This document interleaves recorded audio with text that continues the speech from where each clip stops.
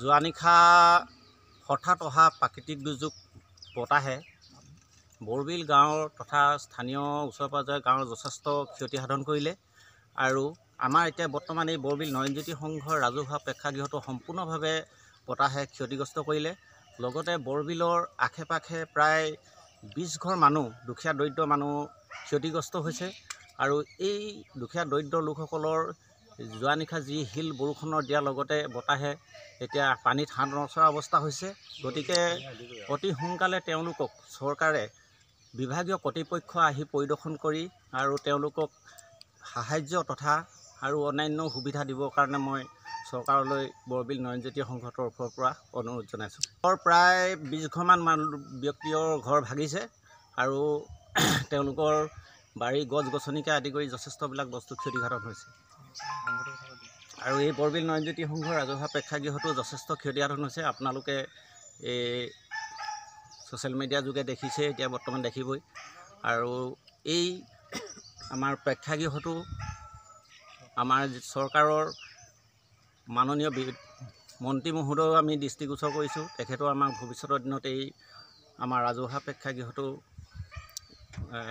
কৰিবৰ কাৰণে মই অনুৰোধ কৰিছোঁ। প্ৰায় পুৱতি নিশা 4:20 মানত হঠাৎ এটা প্ৰচণ্ড ধুমুহা আহিল আৰু ধুমুহাই আমাৰ কাকতিবাৰী চেলেংগাঁও জাপি ধৰা এই গাঁওকেইখনৰ আমাৰ বিস্তৰ ক্ষতি সাধন কৰিছে। তাৰ ভিতৰতে এইটো এটা আপোনালোকে ঘৰত নিশ্চয় প্ৰত্যক্ষ কৰিছে আপোনালোকে, আৰু আমি ৰাইজে লগ লাগি তৎক্ষণাত তেওঁলোকক থাকিব পৰাকৈ এটা ব্যৱস্থা কৰি দিছোঁ। বৰ্তমান মানে অনানুষ্ঠানিকভাৱে এটা ঘৰ সাজি দিয়া চিন্তা চৰ্চা কৰাৰ কাৰণে আমি কাম লাগি আছোঁ আৰু আমি আশা ৰাখিছোঁ যে চৰকাৰে যিসকলৰ ঘৰ সেই বতাহ ধুমুহাত বিধ্বস্ত হৈছে তেওঁলোকক যাতে যিটো চৰকাৰী সাহায্য সেই চৰকাৰী সাহায্য প্ৰদান কৰাত গুৰুত্ব প্ৰদান কৰে।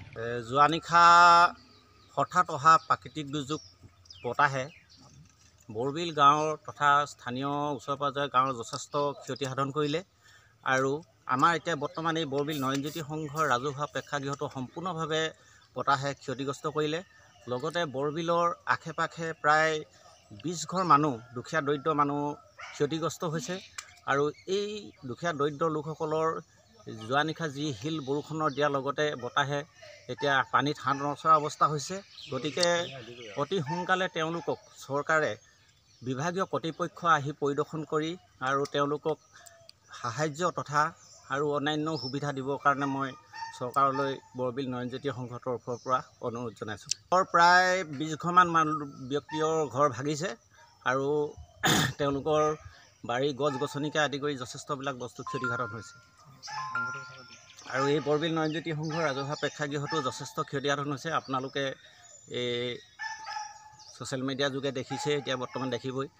আৰু এই আমাৰ প্ৰেক্ষাগৃহটো আমাৰ চৰকাৰৰ মাননীয় মন্ত্ৰী মহোদয়ও আমি দৃষ্টিগোচৰ কৰিছোঁ। তেখেতেও আমাক ভৱিষ্যতৰ দিনত এই আমাৰ ৰাজহুৱা প্ৰেক্ষাগৃহটো